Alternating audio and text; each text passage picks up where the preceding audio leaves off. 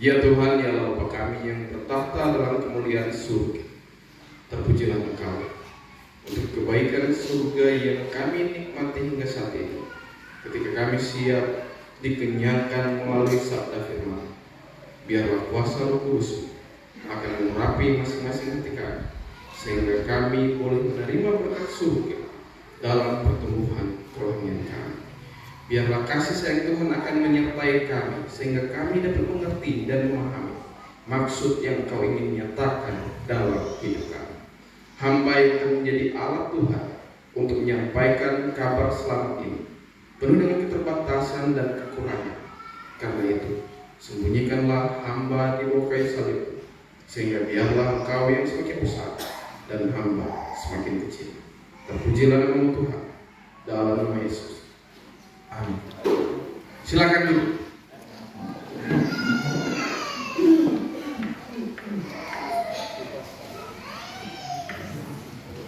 Selamat malam.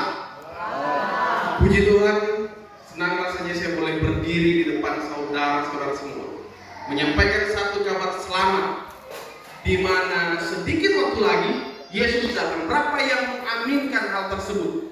Boleh senyum. Amin. Kita melihat tanda-tanda dunia saat ini. Kita melihat apa yang terjadi, baik di tempat di mana kita berada, baik di negara kita maupun di mancanegara. Semua menandakan bahwa sedikit waktu lagi Yesus datang.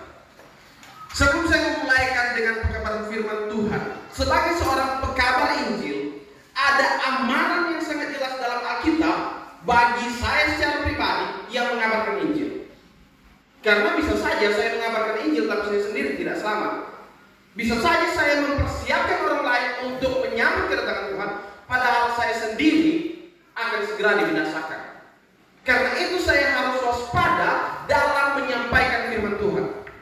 Di dalam Ulangan 4 ayat 2, janganlah kamu menambahi apa yang kuperintahkan kepadamu, dan janganlah kamu menguranginya. Dengan demikian kamu berpegang pada perintah Tuhan Allahmu yang kusampaikan kepadamu. Ada amaran bagi pekabar Injil untuk jangan menambah maupun mengurangi apa yang tertulis dalam firman Tuhan. Selanjutnya dalam Amsal 30 ayat 6, jangan menambahi firman-Nya supaya engkau tidak ditegurnya dan dianggap pendusta. Ada amaran. Jika saya menambahi sesuatu selain daripada firman Tuhan, saya akan ditegur dan dianggap seorang pendusta. Dalam Wahyu 22 ayat 18 dan 19, firman Tuhan mengatakan, jika seorang menambahkan sesuatu kepada perkataan-perkataan ini, maka Allah akan menambahkannya malapetaka yang tertulis di dalam kitab ini. Dan jika seorang mengurangkan sesuatu dari perkataan-perkataan dari kitab nubuat ini, maka Allah akan mengambil bagiannya dari pohon kehidupan dan dari kota kudus, seperti yang tertulis di dalam Alkitab. Ketika saya berbicara firman Tuhan, bukan berarti saya aman dan nyaman, saya bebas dengan berbahagia, karena ada amaran. Jika salah saya menyampaikan, maka bisa saja malapetaka yang ditambahkan dalam kehidupan saya. Ataupun jika saya mengurangi bagian atau maksud dari firman Allah, maka bagian saya dari kota kehidupan akan diambil. Sehingga ketika saya membawakan firman Tuhan, ketika saya memberitakan Injil, maka sudah pastilah saya akan menyampaikan sesuai dengan firman Tuhan. Karena siapa mau saya membawakan Injil tapi ternyata saya sendiri tidak dapat diselamatkan. Amin. Karena itu yakinlah, mulai dari malam ini sampai malam terakhir, kita akan belajar hanya melalui dasar firman Tuhan, tidak ada yang lain. Amin. Judul pada malam ini saya ambil, bisakah Alkitab dipercaya? Terima kasih. Jadi orang tua saya boleh mengerti. Bisakah Alkitab dipercaya? Sebelum kita membahas itu, saya ingin memulaikan dengan perkenalan. Perkenalkan, kami keluarga Rumala Kawai. Jadi saya pendeta muda David Rumala dari keluarga Rumala Kawai. Orang tua saya yang akan berbicara besok malam. Nanti dia akan perkenalkan diri sendiri lagi besok malam. keluarga Malakawai, saya seorang pendeta mulai dari tahun 2016, melayani dari Papua, pergi ke Kalimantan, dan berakhir di sini sampai saat ini. Dan istri saya, Rika Putri Damayanti, dia adalah seorang perawat. Sebelumnya melayani di Rumah Sakit Angkatan Laut Sorong, tetapi setelah saya meminang dia sebagai seorang istri, dan kami harus dipindah tugaskan ke salah satu daerah di Papua, dia memutuskan, oke, saya resign. Jadi dia mengikuti saya untuk sama-sama melayani. Sehingga ketika dia melayani dalam pelayanan kesehatan di depan, itu karena memang dia berasal dari memiliki latar belakang di bidang kesehatan. Anak saya yang pertama, Desire Elijah EJ Rumala. Anak yang menjadi tugu peringatan bagi kami bahwa Tuhan itu ajaib. Ada banyak kesaksian yang kami alami bersama-sama dengan dia. Dia terlahir ketika pandemi. Dan luar biasa apa yang Tuhan buat dalam kehidupan kami keluarga. Anak saya yang kedua, jadi yang pertama laki-laki, anak yang kedua perempuan, Diksa Claire Elsadai Irene Rumala. Nama sulit ini mamanya yang kasih nama, saya ikut-ikut saja. Kalau perempuan sudah bersabda ya, jadi ikut-ikut saja. Tapi ada maksud yang indah dari nama tersebut. Kenapa penting untuk saya memperkenalkan diri? Karena tahukah saudara-saudara, ada satu hubungan yang dimulai di dunia dan menarik apa yang terjadi ketika Adam dan Hawa dipertemukan sebagai suami istri. Mari kita buka dalam Kejadian 4 ayat 1. Dalam Kejadian 4 ayat 1, bahasa Indonesianya, saudara boleh buka kembali. Ketika Adam bersetubuh dengan Hawa, mereka melahirkan anak dan diberi nama Kain. Tapi dalam bahasa Inggris, dia tidak dituliskan bersetubuh, tapi dikatakan and Adam knew his wife, dan Adam mengenal Hawa sebagai istrinya. Jadi tidak bersetubuh, hanya mengenal, kemudian mereka punya anak. Luar biasa. Artinya dengan kita mengenal seseorang, kita tahu bagaimana cara memperlakukan orang itu. Betul? Ketika Adam mengenal Hawa istrinya, dia tahu apa yang harus diperbuat untuk mendapatkan anak. Ketika saya mengenal istri saya yang dulu masih pacaran, saya kenal dia sebagai teman saya. Tidak mungkin saya akan perlakukan dia sebagai istri, benar? Tapi ketika saya telah mengenal dia sebagai istri saya akan memperlakukan dia sebagai istri saya, dan kemudian kami memiliki keturunan. Pentingnya hubungan saling mengenal ini, karena dengan mengenal kita tahu bagaimana cara memperlakukan seseorang. Saya mengenal saudara-saudara, saudara-saudara mengenal saya. Kita tahu bagaimana cara saling memperlakukan. Saya mengenal para orang tua, saya harus hormat, saya harus tunduk, karena sebagai orang tua yang saya kenal. Amin. Karena firman Tuhan pun mengatakan dalam Hosea pasalnya yang keempat ayat 6. Tuhan mengatakan, firman Tuhan, umatku binasa karena tidak mengenal Allah. Karena engkaulah yang menolak pengenalan itu, maka aku menolak engkau menjadi imamku. Dan karena engkau melupakan pengajaran Allahmu, maka aku juga akan melupakan anak-anak. Kenapa umat Tuhan binasa? Karena tidak mengenal Allah. Sudahkah kita mengenal Allah kita? Sudahkah kita mengenal Dia yang menciptakan dan memelihara kehidupan kita? Sudahkah kita mengenal Dia yang menjadi penebus dan juru selamat kehidupan kita? Yohanes 17 ayat 3.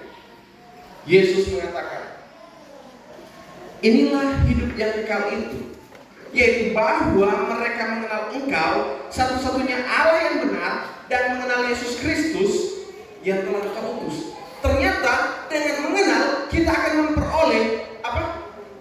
Hidup kekal. Sudahkah kita mengenal Allah kita? Sudahkah kita mengenal Yesus Kristus sehingga kita akan memperoleh hidup kekal? Karena itu bersyukur kita boleh hadir pada malam-malam ini dan malam-malam selanjutnya untuk lebih mengenal siapa Tuhan kita. Amin. Tapi Yohanes 3:16 dikatakan, Yohanes 3:16 mengatakan, karena begitu besar kasih Allah akan dunia ini, sehingga Ia mengaruniakan anaknya yang tunggal, supaya setiap orang yang percaya kepadanya tidak binasa, melainkan beroleh hidup yang kekal.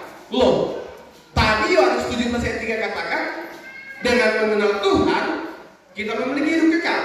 Tapi Yohanes 3 ayat 16 mengatakan, dengan percaya kita memperoleh hidup yang kekal. Apa hubungan mengenal dan percaya? Mari kita lihat.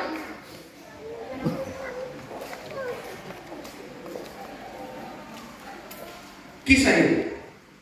Suatu ketika ada seorang bapak. Dia adalah seorang akrobatik.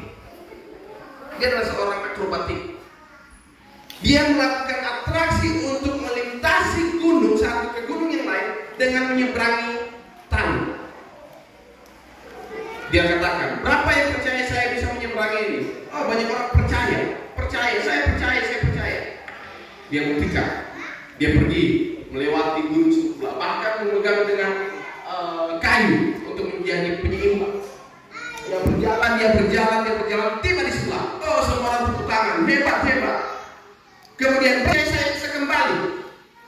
Semua orang katakan, saya percaya. Tapi kemudian, siapa yang berani pundak saya dan kita akan menyeberangi bersama-sama? Semua orang yang bilang percaya takut. Kenapa? Ternyata orang tak percaya, orang ragu. Tapi kemudian ada satu orang anak kecil yang katakan, saya siap naik di atas pundak Bapak. Dan akhirnya anak ini naik di atas pundak bapaknya. Kemudian mereka melangkah tahap demi tahap, selangkah demi langkah, dan akhirnya tiba di seberang jalan. Dan ternyata setelah diketahui anak ini adalah anak dari tukang sirkus itu. Kenapa dia berani untuk berdiri atau duduk di atas pundak orang ini? Karena dia mengenal orang ini sebagai ayahnya. Dia bukan hanya seperti penonton yang mengaku percaya tapi tidak berani melangkah bersama-sama dengan dia.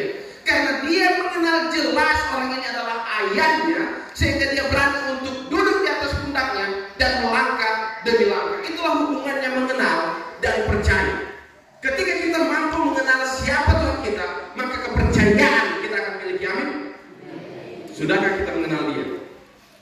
Sudahkah kita percaya kepadanya dengan sepenuh hati? Jangan orang cuma sampai dia penonton bilang, oh saya percaya. Ketika dia suruh melangkah untuk mengikuti kebenaran, takut.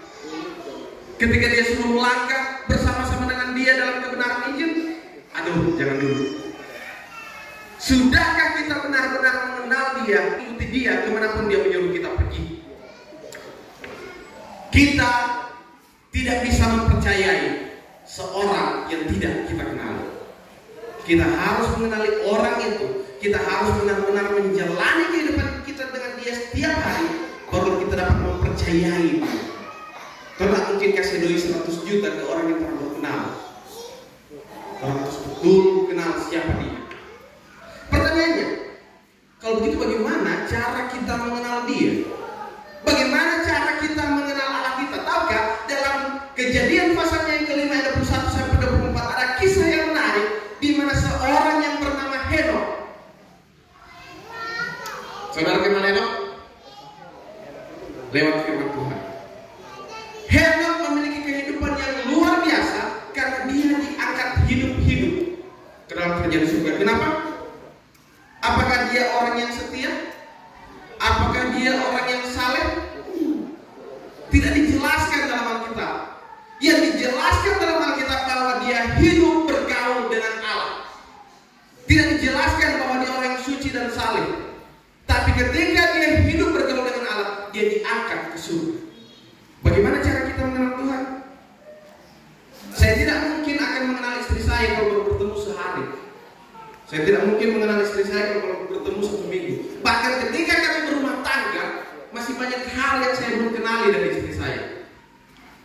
Apalagi Tuhan yang Tuhan tak pernah dapat. Tuhan cuma mau dapat 1 minggu 1 kali di gereja. Tuhan bilang, oh terus kenal dia. Tuhan harus melewati hidup waktu demi waktu, jam, menit, detik dengan Tuhan, baru orang mengenal dia.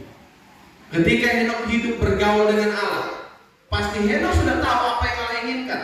Ketika dia bangun, dia tanya dengan Tuhan, kita mau bikin apa hari ini ya? Itu kan hidup bergaul dengan Allah. Sehingga ketika dia melangkah, ketika dia belok kanan, dia semua sesuai dengan petunjuk Allah, kehendak Allah. Karena dia bergaul setiap hari, setiap saat, setiap waktu dengan Tuhan. Dia mau jadi suci, dia mau jadi saleh, itu semua karena hubungan kedekatan dia dengan Allahnya. Ketika kita sudah menjalin hubungan yang dekat dengan Tuhan, maka percayalah, kita siap untuk diselamatkan karena kita telah mengenal siapa Tuhan kita. 4 dan 5. Jika engkau mencarinya seperti mencari perak dan mengejarnya seperti mengejar harta terpendam, maka engkau akan memperoleh pengertian tentang takut akan Tuhan dan mendapat pengenalan akan Allah. Sudahkah kita mencari seperti mencari harta terpendam? Mencari seperti apa? Mencari perak dan mengejarnya seperti mencari harta terpendam.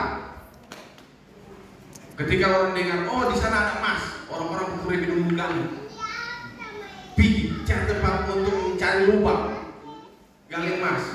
Sudahkah kita mencari Tuhan seperti mencari perak dan mengejarnya seperti mengejar harta terpendam? Sudahkah kita dengan sungguh-sungguh setiap hari saya mau membaca ini, saya mau mencari apa kehendak Tuhan dalam hidup saya, setiap hari, setiap saat, bersungguh-sungguh. Orang yang mau cari tambak, emas di tambak, dorang tidak cuma gali lubang asal-asalan. Dorang mau ikut di penjara. Saya ingin kasih kesaksian ini, ilustrasi ini dalam Matius 13 ayat 44. Hal kerajaan sorga itu seumpama harta yang terpendam di ladang, yang ditemukan orang lalu dipendamkannya lagi. Oleh sebab sukacitanya, pergilah ia menjual seluruh miliknya lalu membeli ladang itu. Saya mau jelaskan. Saya adalah orang itu yang menemukan harta terpendam. Pemikirannya seperti ini. Ketika dalam pekerjaan saya menemukan harta terpendam, entah itu sementara menggali besar atau menggali kecil. Kemudian sementara menggali, saya dapat harta terpendam. Pertanyaannya, kenapa saya tidak langsung ambil kemudian bawa pulang? Bisa kan? Saya langsung ambil bawa pulang.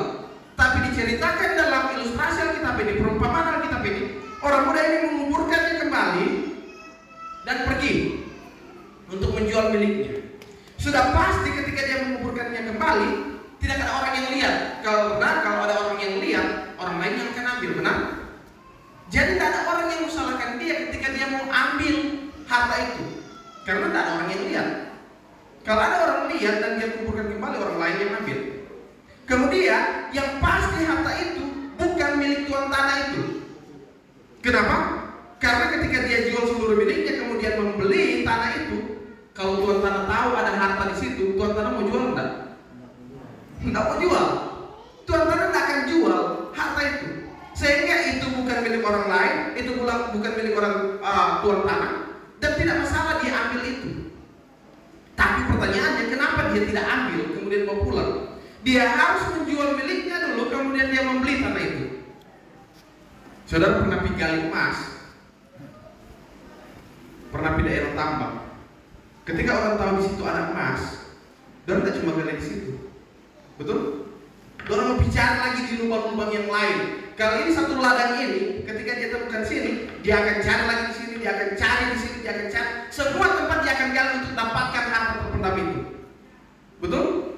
Karena itulah dia perlu menjual seluruh miliknya, kemudian dia membeli tanah itu karena dia tahu dia mau cari harta terpendam yang banyak di seluruh ladang itu. Bukan hanya yang sepanggal. Tapi kadang-kala umat Allah terlalu puas dengan harta yang sepanggal. Ketika kita sudah menemukan, oh sudah saya percaya saja kepada Yesus, amin, amin, amin, amin. Kita tidak mau lagi meneliti apa yang tertulis dalam firman Tuhan itu. Ladang itulah firman Tuhan. Dan Tuhan katakan, hal kerajaan surga seumpama orang yang menemukan harta terpendam. Ketika kita telah menemukan firman Tuhan, kebenaran, adakah kita melepaskan semuanya dan kita terus menggali? Ataukah kita puas dengan sedikit pengetahuan yang kita miliki tentang kebenaran itu? Adakah kita terus menggali di setiap sisi lubang dalam kebenaran Alkitab itu? Setiap kebenaran dalam Alkitab itu, adakah kita terus mencarinya? Setiap saat, setiap waktu saya mau terus, Tuhan apa lagi Tuhan? Saya dapatkan kebenaran ini, Tuhan apa lagi Tuhan? Saya mau cari lagi hari ini. Hari ini lagi saya dapat, puji Setiap hari, setiap waktu, setiap saat minta Tuhan untuk tuntun saya, temukan kebenaran dalam Alkitab. Sudahkah kita melakukan itu? Karena tanpa hal itu, hal kerajaan surga tidak akan bisa menjadi bagian kita. Kita harus terus meneliti, dan meneliti, menggali, dan menggali. Yang menjadi pertanyaannya, masihkah Alkitab ini dapat dipercaya? Masihkah firman Tuhan yang selama ini menjadi fondasi dasar iman kita dapat dipercaya? Seorang jenderal Inggris dalam tugasnya, dia pergi ke sebuah pulau. Dia menemukan seorang kakek yang sementara baca Alkitab di salah satu tepi pantai di bawah pohon. Kemudian jenderal Inggris ini dalam perjalanannya, ketika dia lihat kakek ini membaca Alkitab, dia bilang, "Kakek, apa yang Anda baca itu?" Kakek ini bilang, "Oh, ini Alkitab." Terus jenderal Inggris ini mengatakan, "Kakek, di tempat kami Alkitab itu sudah jadi barang kuno. Buku lama itu tidak pernah di-upgrade, tidak pernah di-update, tidak pernah direvisi apa isinya. Itu sudah lama." Kakek itu hanya, oke. Dia hanya mengangguk dan dia melanjutkan membaca Alkitab. Kemudian jenderal Inggris ini melihat kakek ini terus membaca Alkitab. Dia katakan, "Kakek, percuma kakek baca itu. Tidak akan ada yang bermanfaat keluar dari buku itu." Kemudian kakek ini terdiam. Dan karena jenderal ini terus mengusik kakek itu sementara membaca Alkitab, kakek ini sampaikan begini, "Jenderal, saya ini seorang pemakan manusia. Saya ini seorang istilahnya kanibal. Sebelum jenderal datang, ketika ada orang asing datang ke tempat ini, saya lebih dulu tangkap orang itu dan saya makan. Tapi tahukah jenderal apa yang merubah saya? Kalau tanpa buku ini, kalau jenderal minta saya buang buku ini, sudah pasti jenderal jadi makanan saya." Markus 13 ayat 31. "Langit dan bumi akan berlalu, tetapi perkataanku tidak akan berlalu," firman Tuhan. Dia adalah buku yang ada dari kala, karena itu berasal dari mulut Allah sendiri. Dia akan tetap ada dan akan terus ada sampai ketika Tuhan datang kedua kali. Dia akan menjadi buku yang akan menjadi sumber iman kita. Ada banyak usaha dalam sejarah Alkitab, dalam sejarah dunia ini, di mana orang-orang mencoba membinasakan, merusakkan, menghanguskan buku ini. Dalam pertama, Raja Rezin, kita boleh saksikan kisahnya dalam kitab Raja-Raja. Dia seorang yang menyembah dewa Molok, mempersembahkan anak-anak. Ia menghancurkan semua Taurat Musa kecuali sebuah buku yang disembunyikan di dinding bait Allah. 20 tahun setelah kematiannya, cucunya Yosua naik tahta.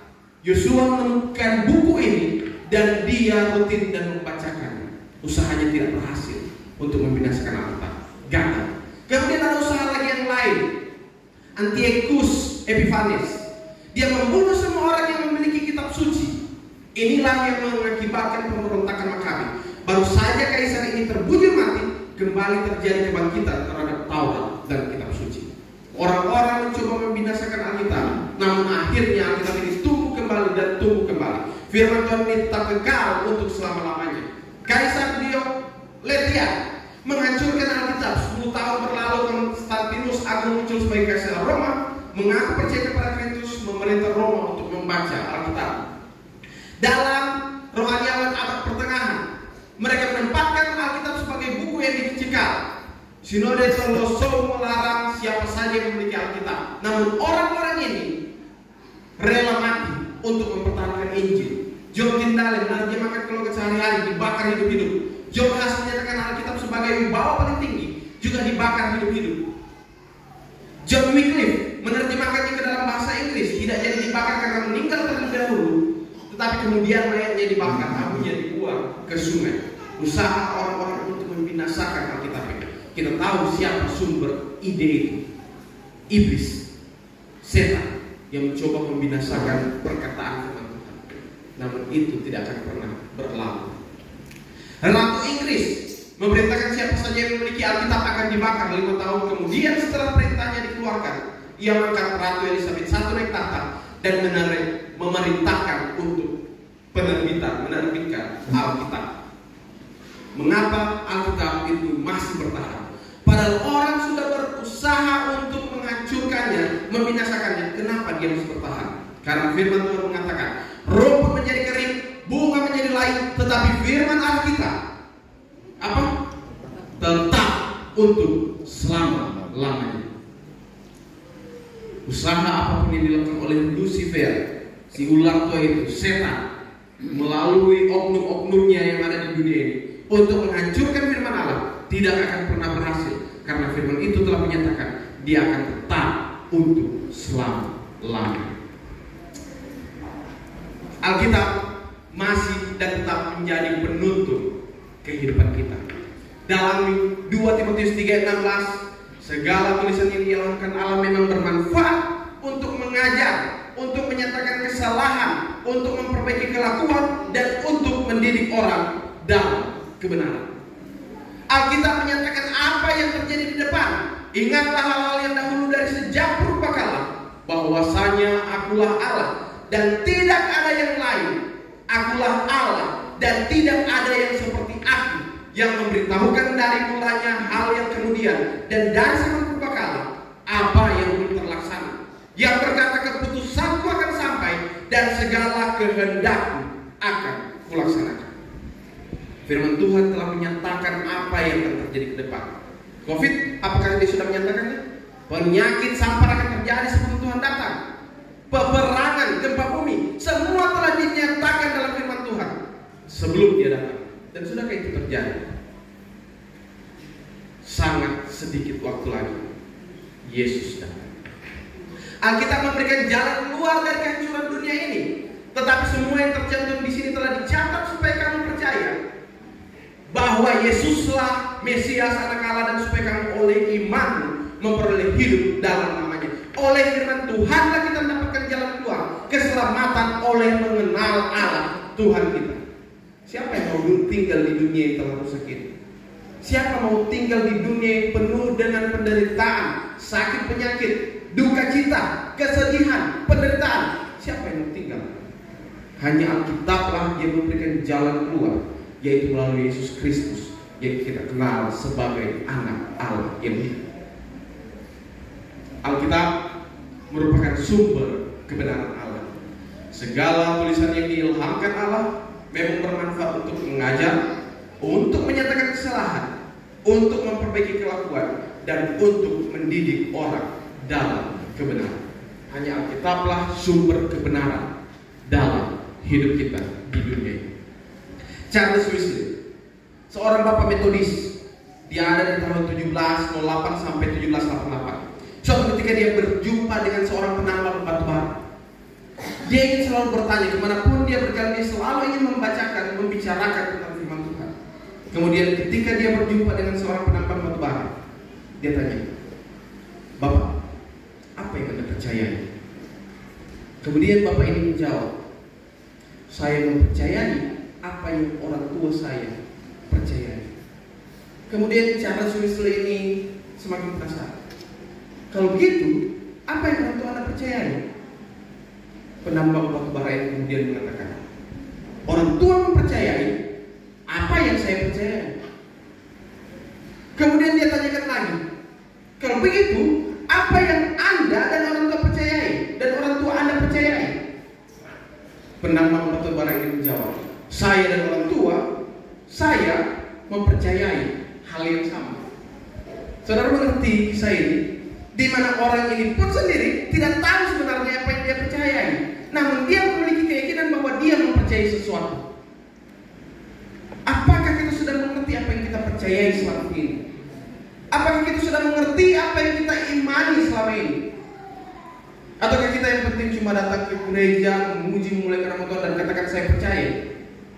Apakah Alkitab menjadi sumber kepercayaan kita? Apakah kita meneliti dan memahami apa yang sementara kita yakini, percayai pada saat ini? Jangan sampai kita sama dengan penambang batu bara itu. Saya sendiri tidak tahu apa yang saya yakini. Saya sendiri tidak tahu apa yang harus saya percayai. Tapi yang penting saya datang saja. Alkitab adalah sumber kebenaran dan kita harus mengerti dan memahami apa yang kita percayai.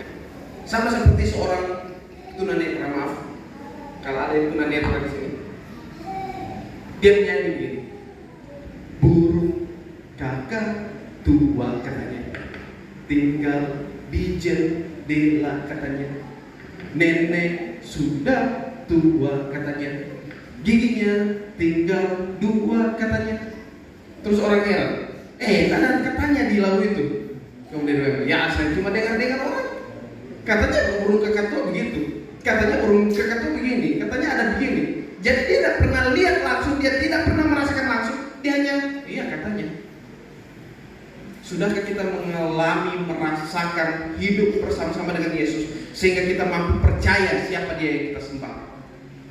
Wahyu 1 ayat 3 mengatakan, berbahagialah ia yang membacakan dan mereka yang mendengarkan kata-kata nubuat ini dan menuruti apa yang tertulis di dalamnya, sebab waktunya sudah dekat. Sudahkah kita membacakan firman Tuhan itu? Sudahkah kita merenungkan firman itu, mendengarkan firman Tuhan itu, meneliti langsung dari sumbernya? Jangan saudara cuma dengar-dengar, oh iya.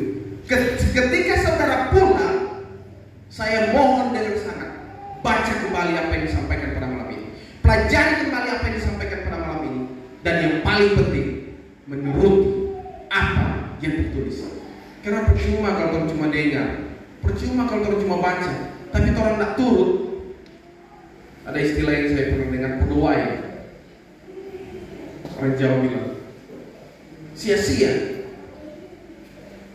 Karena yang paling berbahagia, yang membuat kita berbahagia adalah kita menuruti apa yang tertulis dalam firman itu.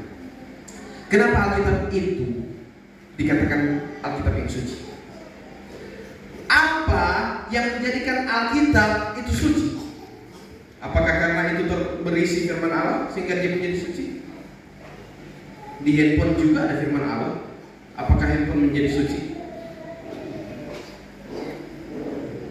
Di player ini ada firman Allah.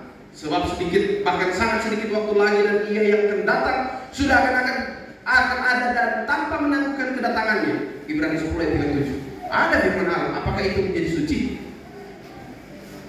Firman Allah adalah suci karena ketika orang-orang membacakannya, kehidupan mereka akan disucikan. Amin.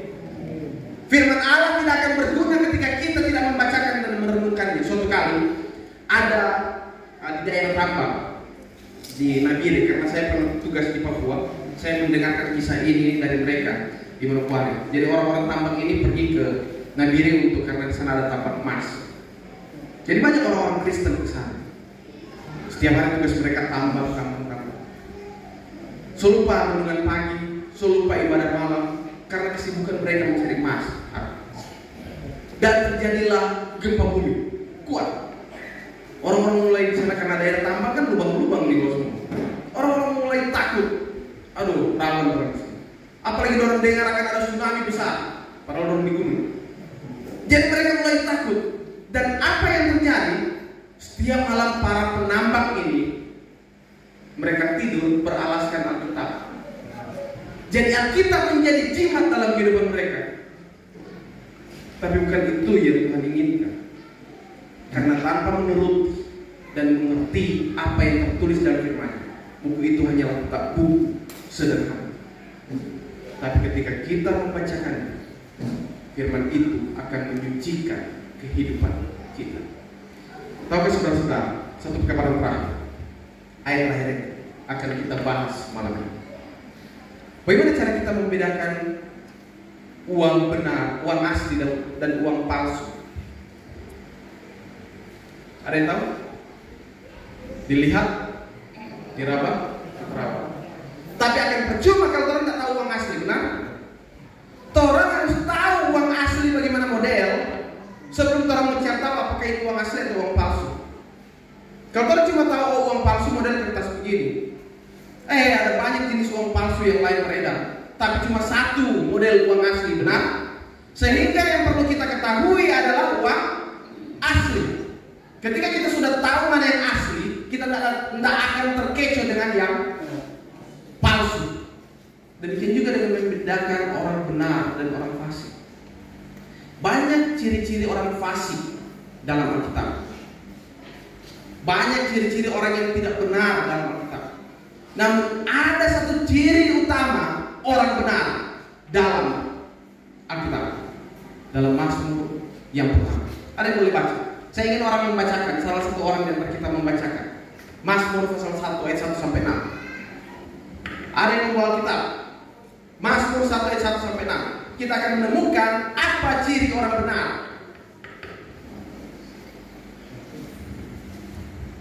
Sebelum kita membacakan, saya ingin ingatkan saudara-saudara, mulai besok malam sebelum acara firman Tuhan akan ada kuis yang akan disampaikan oleh pembicara dan akan ada hadiah yang menarik yang akan diberikan. Karena itu berbahagialah Anda ketika Anda mendengarkan setiap perkabaran malam ini. Ada berkat lebih yang akan kita miliki. Selain tentunya berkat utama pada malam ini adalah firman Allah. Mazmur 1 ayat 1 sampai 6. Ada yang boleh baca? Silakan. Mazmur 1. Jalan orang benar dan jalan orang fasik. Ayat 1, berbahagialah orang yang tidak berjalan menurut nasihat orang fasik, yang tidak berdiri di jalan orang berdosa, dan yang tidak duduk dalam kumpulan pencemooh. Ayat 2, tetapi yang kesukaannya ialah Taurat Tuhan, dan yang merenungkan Taurat itu siang dan malam. Ayat 3, ia seperti pohon yang ditanam di tepi aliran air, yang menghasilkan buahnya pada musimnya, dan yang tidak layu daunnya, apa saja yang diperbuatnya berhasil. Ayat 4, bukan demikian orang fasik, mereka seperti sekami yang ditiup angin. Ayat 5, sebab itu orang fasik tidak akan tahan dalam penghakiman, begitu pula orang berdosa dalam perkumpulan orang benar. Ayat 6, sebab Tuhan mengenal jalan orang benar, tetapi jalan orang fasik menuju kebinasaan. Ketika saudara mendengarkan ayat ini, apa ciri utama orang benar? Orang benar adalah mereka yang suka merenungkan Taurat Tuhan siang dan malam. Di mana posisi kita? Sudahkah kita menjadi orang-orang benar dalam pandangan firman Tuhan? Sudahkah kita mencintai, menyukai untuk merenungkan Taurat itu siang dan malam? Atau cuma setiap 1 minggu 1 kali di gereja? Atau cuma ibadah tiap kaum bapak, kaum ibu? Tiap Rabu malam untuk umat-umat Allah? Adakah kita merenungkan Taurat Tuhan siang dan malam? Doa saya, kita semua akan bersedia menyambut kedatangan Tuhan dengan menjadi orang-orang benar dalam pandangan Allah, dalam pandangan firman, melewati merenungkan firman Tuhan itu siang dan malam. Jika itu kerinduan saudara-saudara untuk memperbaharui komitmen kita merenungkan Taurat Tuhan itu siang dan malam, saya undang saudara-saudara berdiri dan saya ingin mendoakan bagi kita semua.